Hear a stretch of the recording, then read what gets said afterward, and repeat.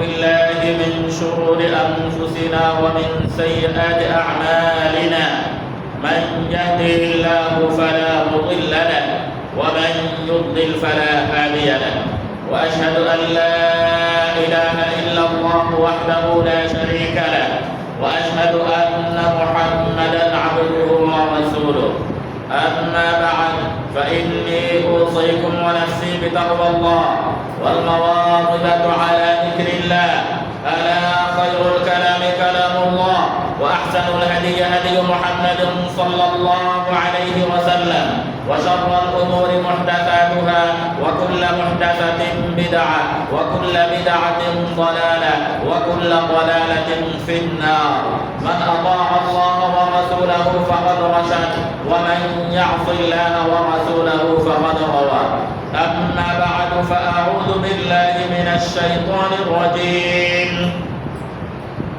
أم حسبتم أن تتركوا ولما يعلم الله الذين جاهدوا منكم ولم يتخذوا من دون الله ولا رسوله ولا المؤمنين وليجا والله خبير بما تعملون ما كان للمشركين أن يعمروا مساجد الله شاهدين على أنفسهم بالكفر أولئك حبطت أعمالهم وفي النار هم خالدون إنما يعمر مساجد الله من آمن بالله واليوم الآخر وأقام الصلاة وآتى الزكاة ولم يخش إلا الله فعسى أولئك أن يكونوا من المهتدين أجعلتم سقاية الحاج وعمارة المسجد الحرام كمن آمن بالله واليوم الآخر وجاهد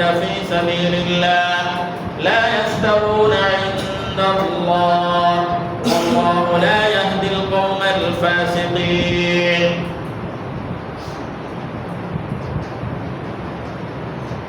معزز محترم সম্মানিত মুসল্লিয়ানে কেরাম মহান আল্লাহ রাব্বুল আলামিনের দরবারে অসংখ্য অগণিত শুকরিয়া আদায় করছি যে মহান রব্বুল আলামিন আমাদেরকে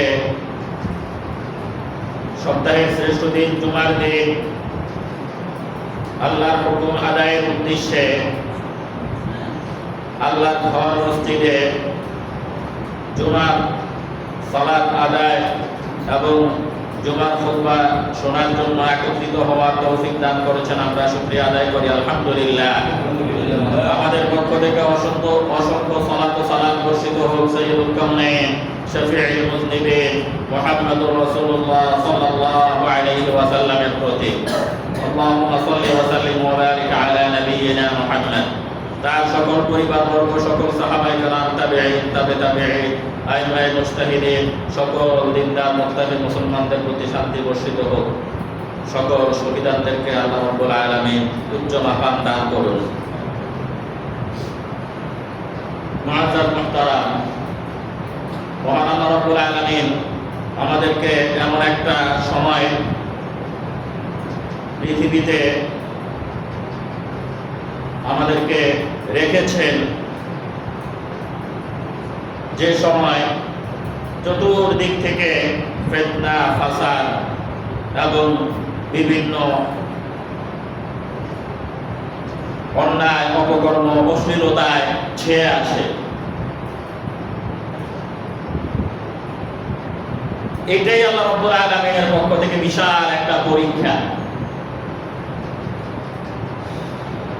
আল্লাহ রাব্বুল আলামিন আমাদেরকে পরীক্ষার জন্য এই পৃথিবীতে পাঠিয়েছেন আমরা সকলে নিজেদেরকে মুমিন এবং মুসলিম বলে দাবি করি তাই না আমরা সকলেই তো নিজেদেরকে মুমিন এবং মুসলিম বলে দাবি করে থাকি এই দাবিটা আল্লাহ রাব্বুল আলামিনের কাছে কতটুকু গ্রহণযোগ্যতা পাবে সেটা আল্লাহ রাব্বুল আলামিন আমাদেরকে কিছু পরীক্ষা করবেন এই পরীক্ষায় যদি আমরা সফলতা অর্জন করতে পারি পাস করতে পারি তাহলে মহান রব্বুল আলামিনের দরবারে আমরা মুমিন মুসলিম হিসাবে আল্লাহ রাব্বুল আলামিনের কাছে পরিচিত হব আল্লাহ রাব্বুল আলামিনের খাতায় আল্লাহ রাব্বুল আলামিনের দরবারে আল্লাহ রাব্বুল আলামিনের পরিসংখ্যানে আমরা মুমিন হিসাবে মুসলিম হিসাবে পরিচিত হব, অন্যথায় আমাদের এই দাবি গ্রহণযোগ্য হবে না। কোরআনুল কারীমের অনেক আয়াতে আল্লাহ রাব্বুল আলামিন বলেন, আহাসিবান নাসু আন ইউতরাকু আন ইয়াকুলু আমান্না ওয়া হুম লা ইফতানুন। মানুষ কি ধারণা করেছে যে তারা এই কথা বলবে যে আমরা ঈমান এনেছি, এই কথা বললেই তাদেরকে ছেড়ে দেওয়া হবে, অথচ তাদেরকে পরীক্ষা করা হবে না? ওয়া লাকাদ ফাতান্নাল্লাযীনা মিন ক্বাবলিকুম, তোমাদের পূর্বে যারা ছিল তাদের সকলকে আমি পরীক্ষা করেছি। ফালা ইয়ালামান্নাল্লাহু আল্লাযীনা সাবারু, এবং তিনি জেনে নিয়েছেন কারা ধৈর্যশীল এবং কারা মিথ্যাবাদী। কোরআনের অনেক আয়াত আল্লাহ রাব্বুল আলামিন বলছেন যে আল্লাহ রাব্বুল আলামিনের পরীক্ষা আসবে আমাদের উপরে, তখন আমাদের অটল থাকতে হবে। এই বিষয়টা আমরা কোরআন, সুন্নাহ এবং ইতিহাসের মাধ্যমেও কি আমরা দেখতে পাই। আমরা সালাফি মানহাজের লোক, আমরা আমাদের পূর্বসূরি সাহাবায়ে কেরাম, তাবেঈন, তাবেঈন, তাদের জীবনের দিকে যদি আমরা লক্ষ্য করি, তাহলে আমরা দেখতে পাবো তারা কখনো অন্যায়ের সাথে কখনো আপোষ করেননি। তিনি দেখছেন যে আমি একা মানুষ, আমি পারবো না তাদের সাথে, তারপরেও তিনি তার নিজের জীবনকে বিলিয়ে দিয়েছেন, তবুও সঠিক পথের উপরে ছিলেন, সত্য পথের উপরে ছিলেন, জিহাদের উপরে ছিলেন।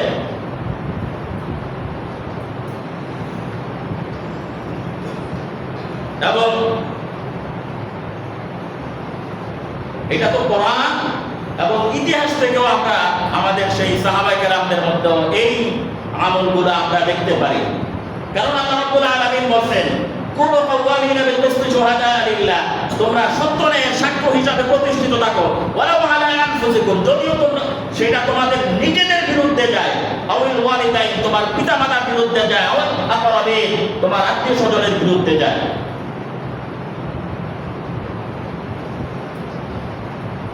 এরপরে আল্লাহ রাব্বুল আলামিন বলেন, কাতাবাল্লাহু লাআগলিবান্না আনা ওয়া রাসূলি ইন্নাল্লাহা কাওয়িয়্যুন আজিজ, আমি এটা নির্ধারণ করে নিয়েছি, আমি এবং আমার রাসূল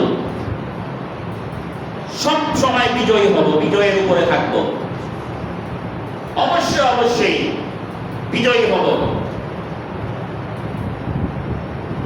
কিন্তু আমরা যদি দেখতে পাই যে আল্লাহ রাসূল সাল্লাল্লাহু আলাইহি ওয়াসাল্লামের যুগে এবং সাহাবায়ে কেরামের যুগে তো অনেক অত্যাচার নির্যাতন আসছে না? অনেক সাহাবায়ে কেরাম নির্যাতন সহ্য করতে না পেরে বা নির্যাতনের যে অত্যাচারে শহীদ হয়ে গেছেন না? আল্লাহ রাব্বুল আলামিনের একটা নির্দিষ্ট সময় আছে, প্রত্যেককে আল্লাহ রাব্বুল আলামিন নির্দিষ্ট একটা সময় দিয়ে দিয়েছেন এবং আমাদেরকে কিছু দায়িত্ব দিয়েছেন। কিন্তু আমরা যদি আমাদের দায়িত্ব পালন না করি, আল্লাহ রাব্বুল আলামিন আমাদের পক্ষ থেকে অপর দলকে আমাদের উপরে চাপাইয়ে দিবেন।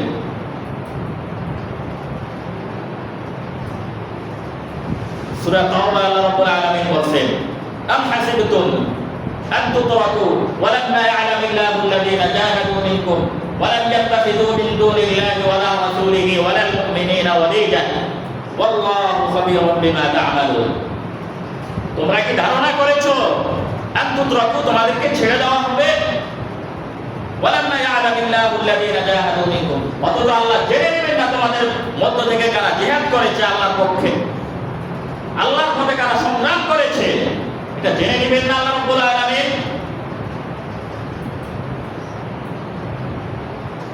এবং তোমাদের মধ্যে কারা আল্লাহ, আল্লাহ রাসূল এবং মুমিনদেরকে বাদ দিয়ে অন্যদেরকে বন্ধুরূপে, অন্তরঙ্গ বন্ধুরূপে গ্রহণ করেছে?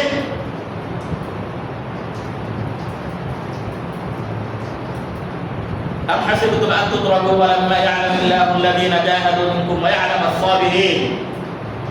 অপর আয়াতে আল্লাহ রাব্বুল আলামিন বলেন, তোমরা কি ধারণা করেছো তোমাদেরকে ছেড়ে দেওয়া হবে, অথচ তোমাদের মধ্যে কারা জিহাদ করেছে এবং কারা ধৈর্যশীল, এটা আল্লাহ রাব্বুল আলামিন জেনে নেবেন না?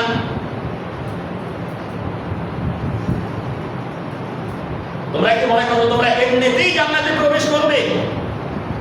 জান্নাতটা এতই সহজ যে শুধুমাত্র সালাত, সিয়াম, জিকির, আজকার করলাম আর জান্নাতে চলে গেলাম? তাহলে তো সাহাবায়ে কেরাম, তাবেঈন, তাবেঈন, আইম্মায়ে মুজতাহিদিন, তাদের এত কষ্ট করার কোনো প্রয়োজন ছিল না। যে সকল ইমামদের অনুসারী বলে আমরা দাবি করি, তারা কি এমনিতেই একেবারে সেই ঘরে বসে বসে কি দিন প্রচার করছিলেন? তাদের উপরে কত অত্যাচার নির্যাতন আসছে, জেলখানায় বন্দী হয়েছে, শহীদ করা হয়েছে, হত্যা করা হয়েছে, অপমান করা হচ্ছে, অপদস্থ করা হয়েছে। তারপরেও তারা সত্য এবং ন্যায় থেকে কখনো একজন পরিমাণও নড়েননি। ইমাম আহমদ ইবনে হাম্বল রাহিমাহুল্লাহ, তাকে বলা হয়েছিল, তার চাচা বলছে, ভাতিজা, অন্তত তুমি তোমার এই নির্যাতন থেকে বাঁচার জন্য হইলেও তুমি এটা মৌখিকভাবে, আন্তরিকভাবে দরকার নেই, তুমি মৌখিকভাবে স্বীকার করো।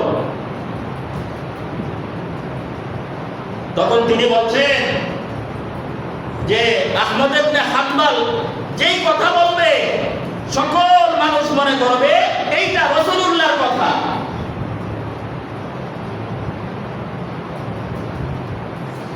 তিনি নির্যাতন সয়ে গেছেন, তারপরও কখনো বাতিলের সাথে আতাত করেননি।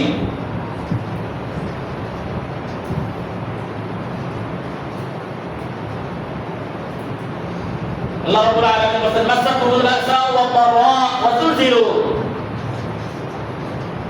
তাদের উপরে অনেক বিপদ আপদ, বালা মুসিবত, অত্যাচার, নির্যাতন এসেছিল, তারা প্রকম্পিত হয়ে গেছিল, সহায় সম্বলহীন, আশ্রয়হীন হয়ে পড়েছিল। হাত্তা ইয়াকুলা রাসূলু ওয়াল্লাযীনা আমানু মা'আহু মাতা নাসরুল্লাহ,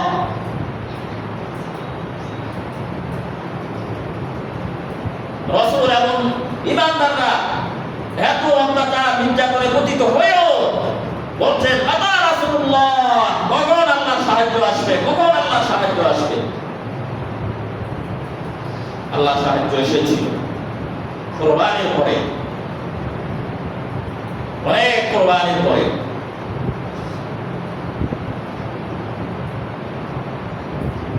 আমরা হুসাইন রাদিয়াল্লাহু তাআলা আনহুর ঘটনা জানি। হুসাইন রাদিয়াল্লাহু তাআলা আনহু তিনি কুফায় গিয়েছিলেন, যাওয়ার পরে তাদেরকে 3টা প্রস্তাব দিয়েছিলেন।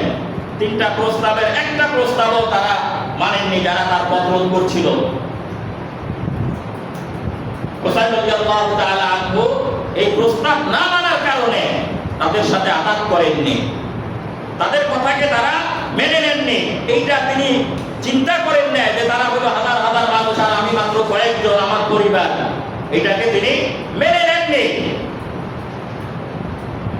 তিনি চলন্ত বাসের সামনে দাঁড়িয়ে গেছিলেন, দেখছে এই বাসের গতিরোধ আমি করতে পারবো না, কিন্তু এখানে আমার দায়িত্ব, আমাকে দাঁড়াতে হবে।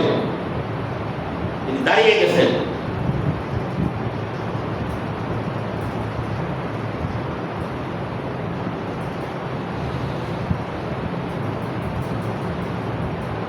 মদিনার 63 হিজরিতে, 63 হিজরিতে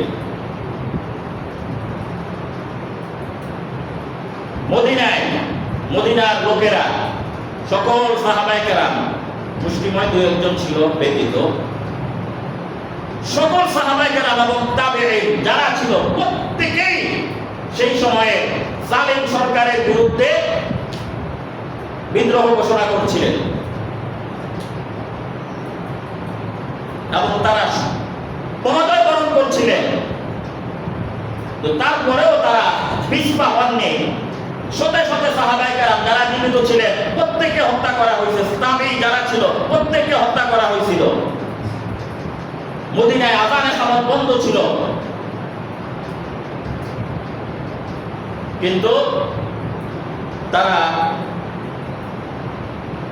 অন্যায়ের সাথে কখনো আঘাত করেননি। তারা জিহাদের উপরে প্রতিষ্ঠিত ছিলেন, তাদের জান মান দিয়ে তারা জিহাদ করে গেছেন। এইটা চিন্তা করেননি যে আমরা মুসলিম কয়েকজন, 1 থেকে 2 হাজার। আর সেই সময় সরকার বাহিনী ছিল বিশাল ক্ষমতার অধিকারী। তারা তাদের প্রতিবাদ জিহাদ ন্যায়ের পথে তারা ছিলেন, চালিয়ে গেছেন, পিছপা হননি। আব্দুল্লাহ ইবনে জুবাইর রাদিয়াল্লাহু তাআলা আনহু মক্কায় এবং তার অনুসারী অনেক সাহাবী সহ তিনিও জালিম শাসকের বিরুদ্ধে বিদ্রোহ করছিলেন এবং তাদের সাথে যুদ্ধ করছিলেন। শেষ পর্যন্ত তিনি শহীদ হয়ে গিয়েছিলেন।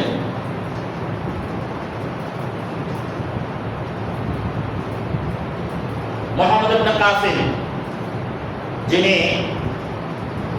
এই ভারতবর্ষ পর্যন্ত ইসলামের বিজয় নিয়ে এসেছিলেন, তিনি ছিলেন একজন জালিম শাসক। হাজ্জাজ ইবনে ইউসুফ এর ভাতিজা,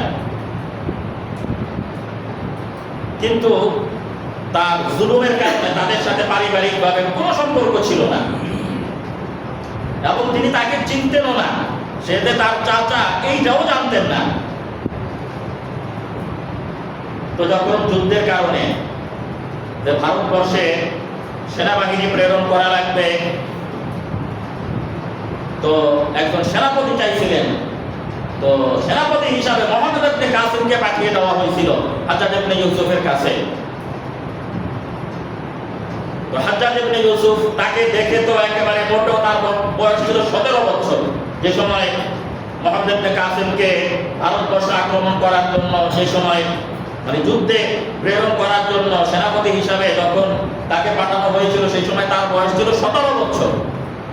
এই 17 বছর বয়স দেখে হাজ্জাজ ইবনে ইউসুফের পছন্দ হয়নি। তারপরে তার ইন্টারভিউ নেওয়া শুরু করলেন। এখন ইন্টারভিউ নিয়ে দেখলেন যে সে তো সঠিক, ঠিক আছে। তারপরে তার পরিচয় জিজ্ঞেস করছিলেন যে তুমি কে, তোমার পরিচয় কি, তোমার নাম কি? তখন বলল যে আমার নাম মুহাম্মদ ইবনে কাসিম। এইটা শোনার পরে তিনি চিনতেন যে এটা তো আমার ভাতিজা, যে এটা আমার ভাতিজা। তারপরে বলছে তুমি কি আমাকে চেনো? বলছে হ্যাঁ চিনি। বলছে কে আমি? বলছে আপনি হইলেন যে এই ক্ষমতাসীন রাষ্ট্রের একজন, মানে তাদের সহযোগী একজন। বলছে আর কি ছিল? তো বলছে এর আগে যে শাসক ছিল তারও আপনি সহযোগী ছিলেন, তাদের ক্ষমতা টিকে রাখছেন আপনি। তো বলছে আর কি ছিল? তো বলছে আপনি আব্দুল্লাহ ইবনে জুবাইরের হত্যাকারী। হাজ্জাজ ইবনে ইউসুফকে সকলকে ভয় করত। হাজ্জাজ ইবনে ইউসুফ তাকে সকলে ভয় করত, অর্থাৎ ক্ষমতা টিকে রাখার জন্য যা দরকার তিনি তাই করতেন। কিন্তু তার সামনেও মুহাম্মদ ইবনে কাসিম এই কথা বলে ফেলছেন যে আপনি আব্দুল্লাহ ইবনে জুবাইরের হত্যাকারী। এবং মুহাম্মদ ইবনে কাসিম হলো মুহাম্মদ তার পিতা। তার পিতা হাজ্জাজকে পছন্দ করতেন না, কারণ তিনি ছিলেন শহীদ। বলছে কাসিম যখন মৃত্যু সজ্জায় ছিল তখন মুহাম্মদ ছিল ছোট ছোট অবস্থায় রেখেই তিনি মারা গেছিলেন।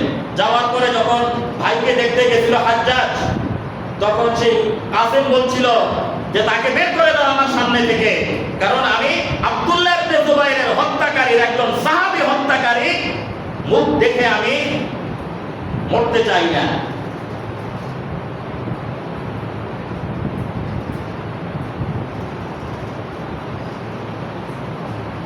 তো যেটা বলছিলাম, আমাদের উপরে অনেক ফিতনা আসবে, ফিতনা চলমান থাকবে। এটা ফিতনার যুগ, ফিতনা আসবে, কিন্তু আমাদের সদা সর্বদা ঈমানের উপরে অটল থাকতে হবে। لا تجد قوما يؤمنون بالله واليوم الآخر يوادون من حاد الله ورسوله ولو كانوا آباءهم أو أبناءهم أو إخوانهم أو عشيرتهم أولئك كتب في قلوبهم الإيمان وأيدهم بروح منه ويدخلهم جنات تجري من تحتها الأنهار لا تجد قوما يؤمنون بالله واليوم الآخر যারা আল্লাহ এবং পরকালে বিশ্বাসী তাদের কাউকে তুমি পাবে না। ইউআদুনা মান হাদাল্লাহ আল্লাহ ওয়া রাসূলাহ, যারা আল্লাহ এবং আল্লাহর রাসূলের সাথে বিরুদ্ধাচরণ করে, শত্রুতা পোষণ করে, হিংসা পোষণ করে, তাদের সাথে বন্ধুত্বকারী, তাদেরকে বন্ধু হিসাবে গ্রহণ করবে এমন কাউকে পাবে না। ওয়ালাউ কানু আবাআহুম, যদিও সে তার পিতা হয়, আও আবনাআহুম, যদিও তার পুত্র হয়, আও ইখওয়ানাহুম, তার ভাই হয়, আও আশিরাতাহুম, তার প্রতিবেশী হয়, উলাইকা কাতাবা ফি কুলুবিহিমুল ঈমান, এদের অন্তরেই আল্লাহ রাব্বুল আলামিন ঈমানকে বদ্ধমূল করে দিয়েছেন।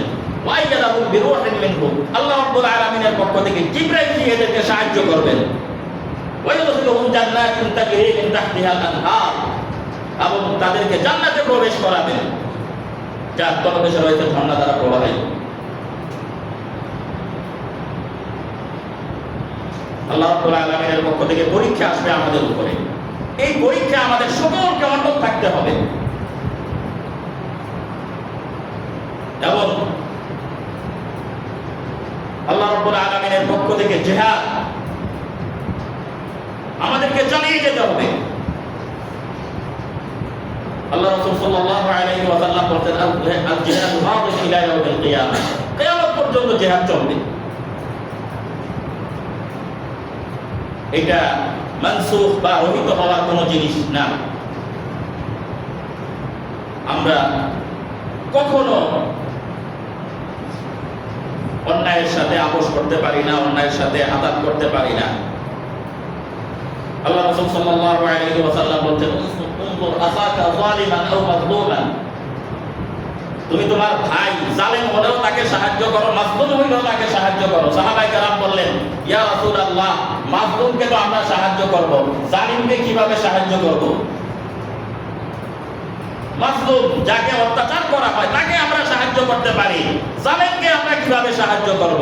তো বলছে, জালিমের জুলুমের হাতকে তোমরা চেপে ধরবে, এইটাই হলো সাহায্য তাকে।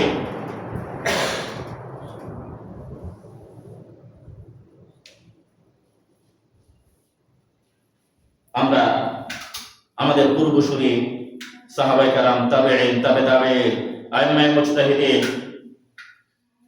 আমাদের পূর্বসূরি যে সকল উলামায়ে কেরাম ছিলেন, প্রত্যেকের জীবন যদি আমরা দেখি, প্রত্যেকের জীবনটাই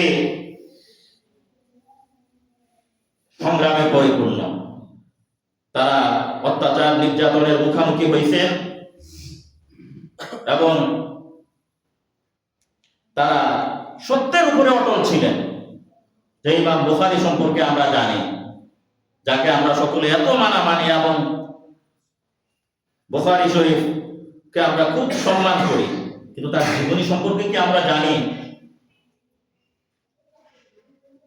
শেষ জীবনে তিনি সত্যের উপরে অটল থাকার কারণে শেষ জীবনে তিনি তার থাকার মতো কোনো জায়গা ছিল না। তখন তিনি আল্লাহ রাব্বুল আলামিনের কাছে বলছিলেন যে, আল্লাহ, আপনার পৃথিবী অনেক প্রশস্ত হওয়া সত্ত্বেও আমার জন্য সংকীর্ণ হয়ে গেছে, অতএব আপনার যদি ইচ্ছা হয় আপনি আমাকে উঠিয়ে নিন।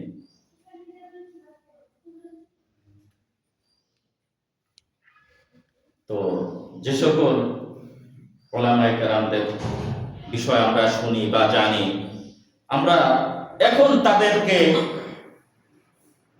আমরা মনে করি যে তারা কত বড় আলেম এবং কত বড় সম্মানের অধিকারী, কিন্তু তাদের সময়ে তাদের জীবনটা এতটা নিষ্কণ্টক ছিল না, এতটা আরাম আয়েশের জীবন ছিল না। প্রত্যেকেই সংগ্রাম করছেন, প্রত্যেকেই নির্যাতিত হয়েছেন, প্রত্যেকে অত্যাচারিত হয়েছেন এবং প্রত্যেকেই বাতিলের মোকাবিলায় তাদের সর্বোচ্চ দিয়ে তারা মোকাবিলা করছেন, কখনো বাতিলের সাথে আঘাত করেননি।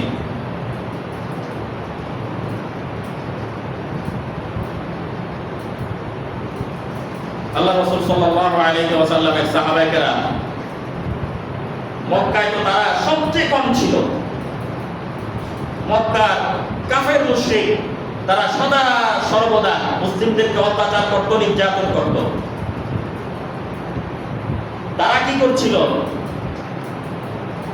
শেষ পর্যন্ত আল্লাহ রাসূল সাল্লাল্লাহু আলাইহি ওয়াসাল্লামকে এইটাও প্রস্তাব দিয়েছিল যে তোমাদেরটাও কিছু মানবো আমরা, তোমরাও আমাদেরটা কিছু মানো। কিন্তু আল্লাহ রাসূল সাল্লাল্লাহু আলাইহি ওয়াসাল্লাম কি এটা মানছিলেন? আল্লাহ রাসূল সাল্লাল্লাহু আলাইহি ওয়াসাল্লাম কোন কাফের মুশরিক তাদের পক্ষে কি কখনো কথা বলছিলেন? আল্লাহ রাসূল সাল্লাল্লাহু আলাইহি ওয়াসাল্লাম সদা সর্বদা দ্বীনের উপরে ঈমানের উপরে প্রতিষ্ঠিত ছিলেন। সাহাবায়ে কেরাম দ্বীনের উপরে ঈমানের উপরে প্রতিষ্ঠিত ছিলেন। এর জন্য যত বাধা বিপত্তি আসছে সবগুলা তারা মোকাবিলা করছেন।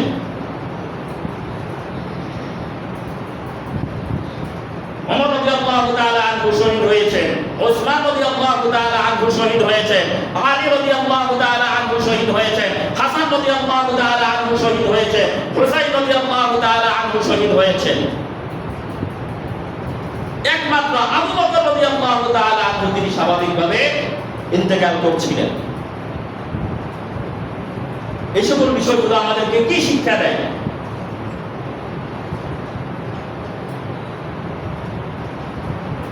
যে আমাদেরকে সদা সর্বদা ন্যায়ের উপরে প্রতিষ্ঠিত থাকতে হবে। আমরা কখনো অন্যায়ের সাথে আপোষ করব না, অন্যায়ের সাথে আঘাত করব না। দুনিয়াটা মুমিনদের জন্য জেলখানা স্বরূপ, দুনিয়াটা শান্তির জায়গা না,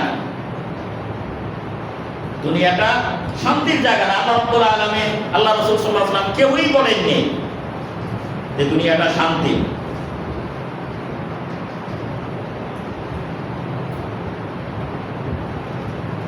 এই জন্য আল্লাহ রাব্বুল আলামিন বলছেন,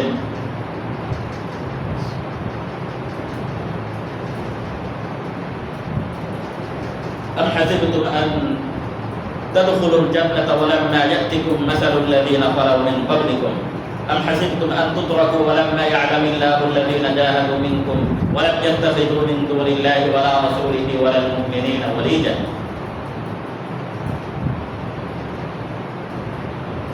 যে তোমরা ধারণা করেছো যে তোমাদেরকে এমনিতেই ছেড়ে দেওয়া হবে, আর আল্লাহ জেনে নেবেন না যে কারা আল্লাহর পথে যুদ্ধ করে, জিহাদ করে, এবং কারা আল্লাহকে বাদ দিয়ে, আল্লাহ রাসূল সাল্লাল্লাহু আলাইহি ওয়াসাল্লামকে বাদ দিয়ে, মুমিনকে বাদ দিয়ে অন্যদেরকে অন্তরঙ্গ বন্ধু হিসাবে গ্রহণ করে।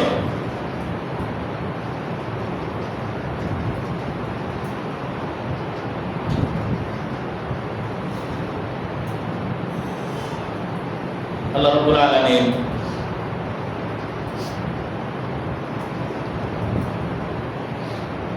বলছেন যে যারা যে জাতির সাথে সম্পর্ক রাখবে তারা তাদেরই অন্তর্ভুক্ত। লা তাত্তাখিযুল ইয়াহুদা ওয়ান নাসারা আউলিয়া, তোমরা ইহুদি এবং খ্রিস্টানদেরকে বন্ধুরূপে গ্রহণ করো না। বা'দুহুম আউলিয়া বা'দ, তারা পরস্পর পরস্পরের বন্ধু। ওয়া মান ইয়াতাওয়াল্লাহুম মিনকুম ফাইন্নাহু মিনকুম, যারা এটা থেকে ফিরে যাবে তারা তাদেরই অন্তর্ভুক্ত। আমরা বন্ধুরূপে কাদেরকে গ্রহণ করব?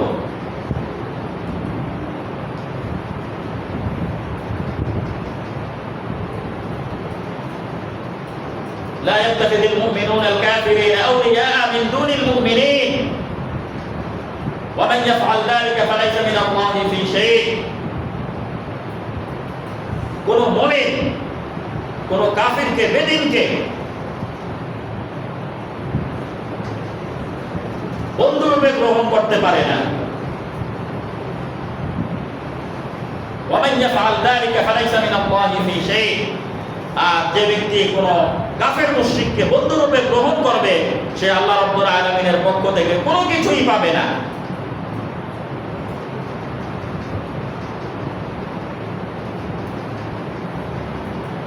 এজন্য আমাদেরকে ভয় করতে হবে একমাত্র আল্লাহ রাব্বুল আলামিনকে।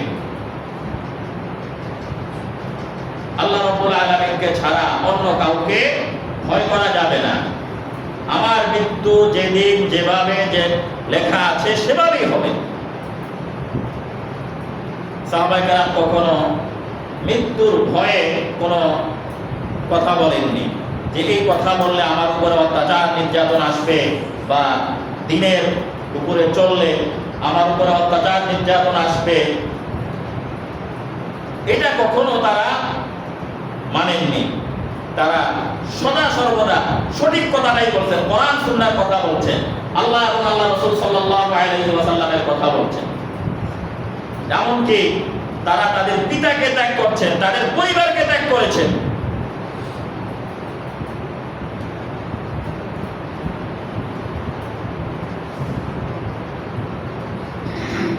মানুষ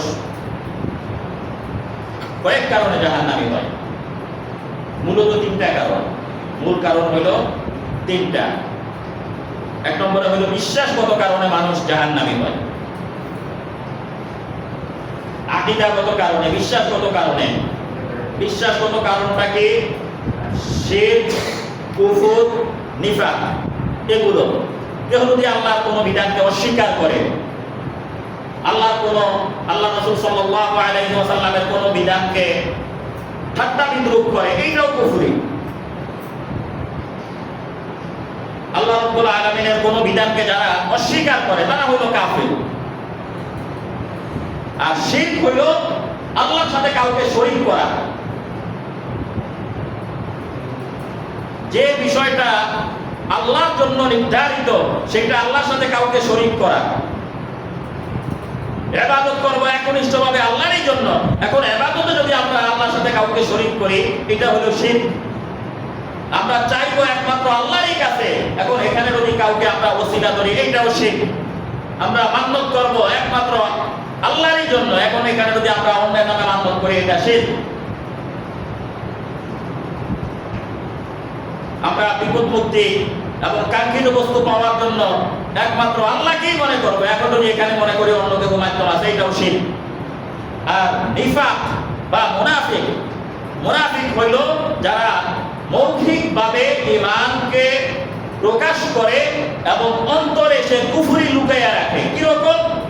যার কাছে ইসলামী বিধানের চেয়ে অন্য বিধান যার কাছে ভালো লাগে, এইটা মুনাফিকি। যে কোনো মুসলিমের বিজয়কে যারা অপছন্দ করে, এইটা হলো মুনাফিকি। কোন কাফেরদের বিজয়কে যে সন্তুষ্ট হয়, ইহুদিদের বিজয়ে, অমুসলিমদের বিজয়ে যারা খুশি হয়, এইটা হলো মুনাফিকি। আরেকটা হলো আমলগত কারণে মানুষ জাহান্নামে যাবে। এটা বলছেন মা সালাকাকুম ফি সাকার ক্বালু লাম নাকু মিনাল মুসাল্লিন ওয়া লাম নাকু নুতঈমুল মিসকিন। আল্লাহ রাব্বুল আলামিন জিজ্ঞাসা করবেন কিয়ামতের দিন যে কেন তোমরা জাহান্নামে আসছো, কোন আমলের কারণে? বলছে আমরা সালাত আদায় করিনি এবং মিসকিনদেরকে খাবার দেইনি, এগুলো আমল। আর আরেকটা হলো মানুষের হক নষ্ট করার কারণে, মানুষের প্রতি জুলুম করার কারণে মানুষ জাহান্নামে যাবে। তার ঈমানও ঠিক আছে, আমলও ঠিক আছে, কিন্তু মানুষের প্রতি জুলুম করার কারণে, অত্যাচার নির্যাতন করার কারণে সে জাহান্নামে যাবে। আল্লাহ রাসূল সাল্লাল্লাহু আলাইহি ওয়াসাল্লাম বলেছেন, আতাদরুনা মানিল মুফলিস? তোমরা কি জানো মুফলিসকে, দরিদ্রকে, নিঃস্বকে? তখন সাহাবায়ে কেরাম বললেন, আল মুফলিসু ফিনা মান লা দিনারা লাহু ওয়া লা মাতা, মান লা দিরহাম লাহু ওয়া লা মাতা। তার টাকা পয়সা নাই, অর্থ সম্পদ নাই, সেই তো মুফলিস, নিঃস্ব। তখন আল্লাহ রাসূল সাল্লাল্লাহু আলাইহি ওয়াসাল্লাম বলেন যে না, কিয়ামতের দিনে এমন এক লোক আসবে যার আমলের কোনো কমতি থাকবে না, সালাত, সিয়াম, হজ, যাকাত সর্বপ্রকার দান সদকা সব আমল থাকবে, কিন্তু সে মানুষের প্রতি জুলুম করছে, অত্যাচার করছে, নির্যাতন করছে, হক নষ্ট করছে। শাতামা হাদা ওয়া দারাবা হাদা ওয়া সাফাকা দামু হাদা ওয়া আখাযা মালু হাদা, এর মাল ছিনতাই করে নিচ্ছে, এর রক্ত প্রবাহিত করছে, এর প্রতি জুলুম করছে।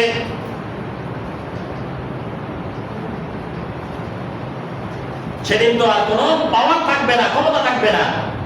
আল্লাহ রাব্বুল আলামিন প্রত্যেককে তার আমল থেকে দিয়ে দিবেন।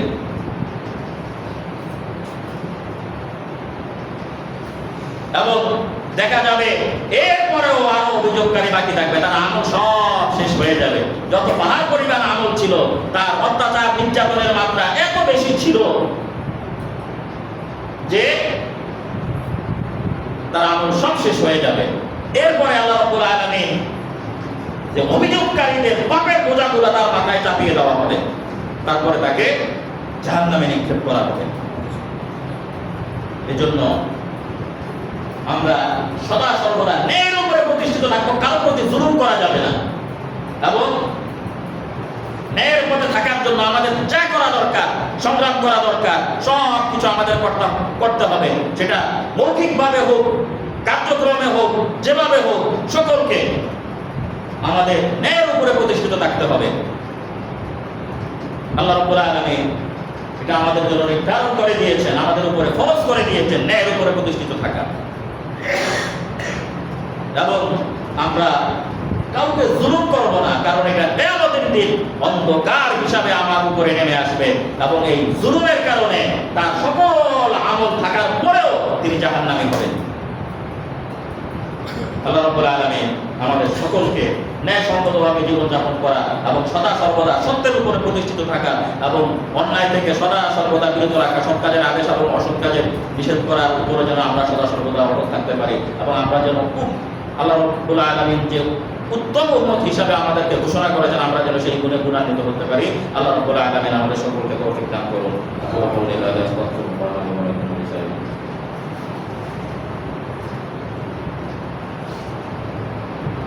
الحمد لله نحمده ونستعينه ونستغفره ونؤمن به ونتوكل عليه ونعوذ بالله من شرور انفسنا ومن سيئات اعمالنا، من يهده الله فلا مضل له ومن يضلل فلا هادي له، واشهد ان لا اله الا الله وحده لا شريك له، واشهد ان محمدا عبده ورسوله.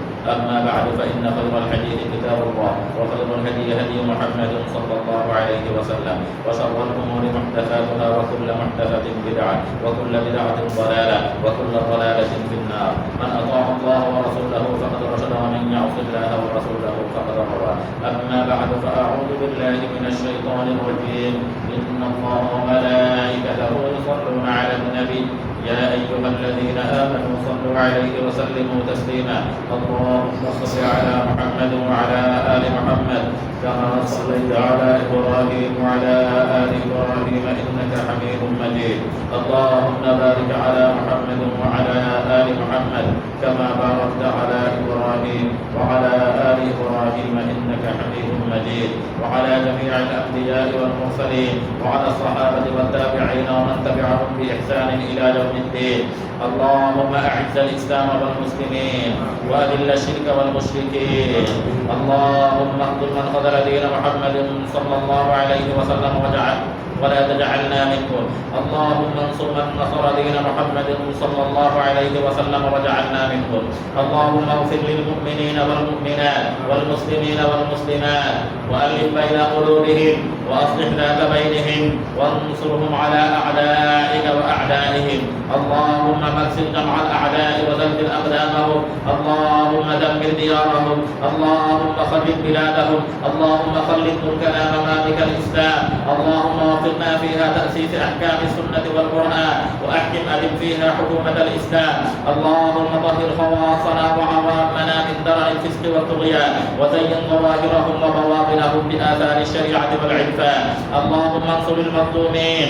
اللهم انصر المستضعفين. اللهم لعن الظالمين الذين يظلمون على الناس. اللهم لعن كفرة أهل الكتاب الذين يصدون عن سبيلك ويكذبون رسلك ويقاتلون أولياءك. اللهم خالف بين كلمتهم وزلزل أقدامهم وأنزل بهم بأسك الذي لا ترده عن القوم المجرمين.